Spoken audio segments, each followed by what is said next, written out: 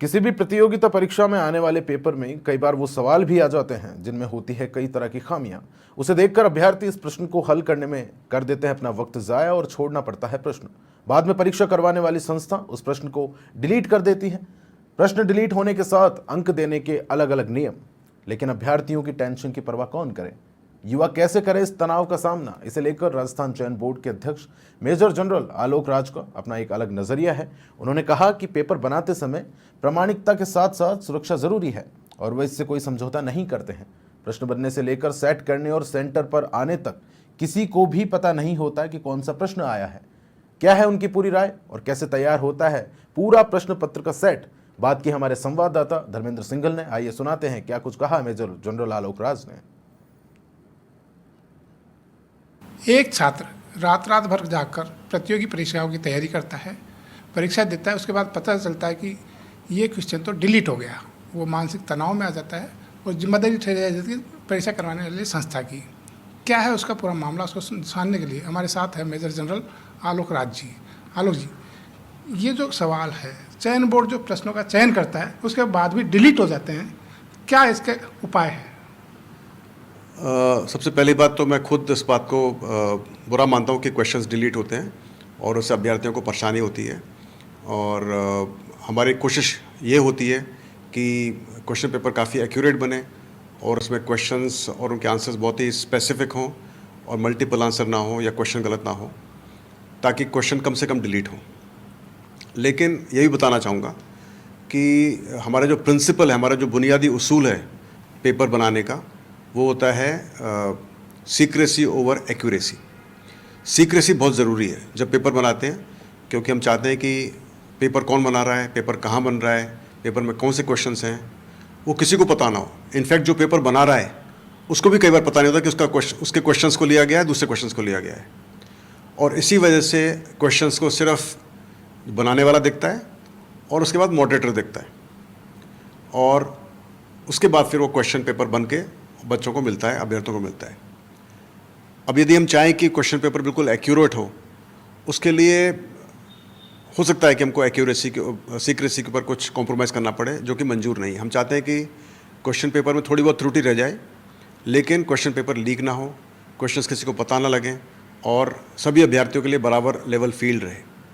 इसी वजह से कई बार पूरी मेहनत करने के बावजूद जो क्वेश्चन पेपर बनाते हैं वो कुछ मानवीय गलतियों की वजह से या कुछ मानवीय भूल या त्रुटि या परसेप्शन, कभी कभार प्रिंट, इंग्लिश और हिंदी के प्रिंट के डिफरेंस में या ट्रांसलेशन में ऐसी हो जाती हैं और होनी नहीं चाहिए। हमारी आगे से भी काफ़ी हमने इम्प्रूव किया है और मुझे उम्मीद है कि आने वाले टाइम के अंदर ये त्रुटियां कम होंगी और जो परेशानी अभ्यर्थियों को होती है वो कम हो जाएगी। कहीं लगता है कि कोई दबाव उनके ऊपर होता है या समय की कमी होने के कारण ऐसा होता है? आपने बिल्कुल सही कहा। यदि समय की कमी होगी तो जो पेपर बनाने वाला है, सेटर है, वो गलती कर सकता है।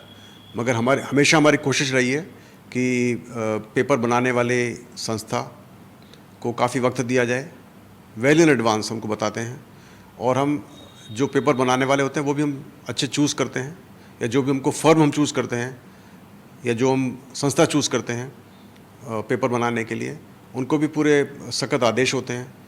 जो पेपर बनाने वाली टीम होती है उनकी भी क्वालिफ़िकेशंस निर्धारित होती हैं, उनका एक्सपीरियंस, उनका कनेक्शन किसी कोचिंग संस्था से ना हो, ऐसे कई सारे कंडीशंस होते हैं।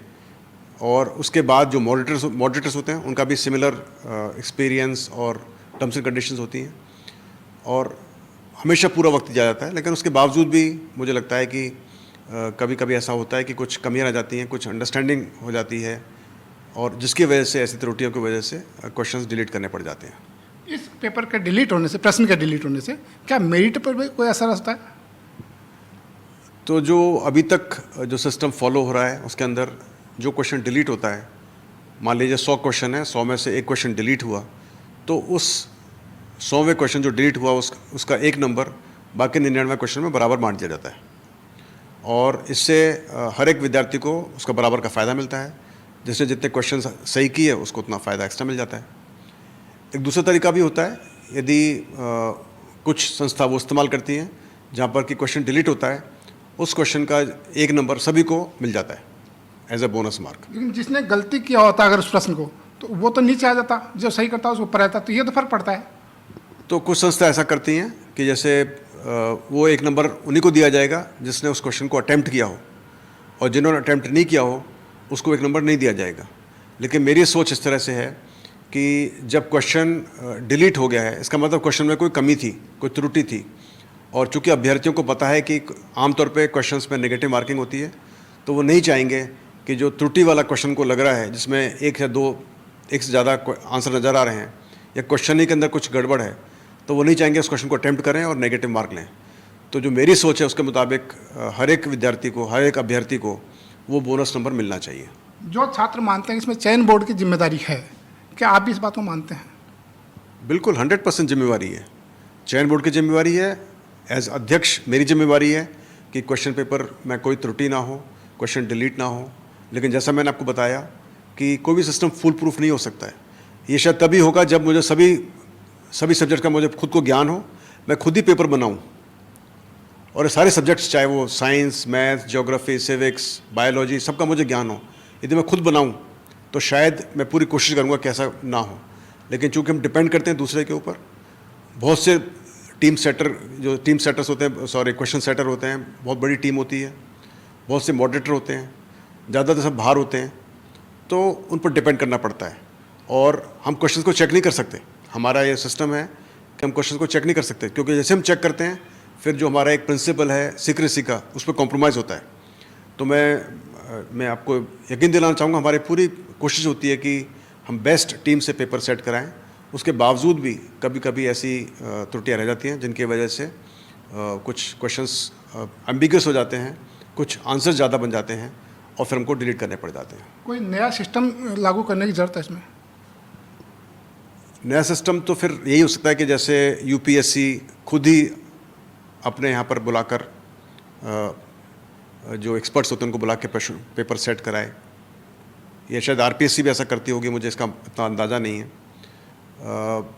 लेकिन उसके लिए काफ़ी बहुत बड़ा एक सिस्टम चाहिए, जिसको कि अभी फ़िलहाल हमारे पास वो सिस्टम नहीं है, और उसी वजह से हमको डिपेंड करना पड़ता है दूसरी एजेंसीज़ के ऊपर, दूसरे फर्म्स के ऊपर जो कि पेपर सेट करती हैं।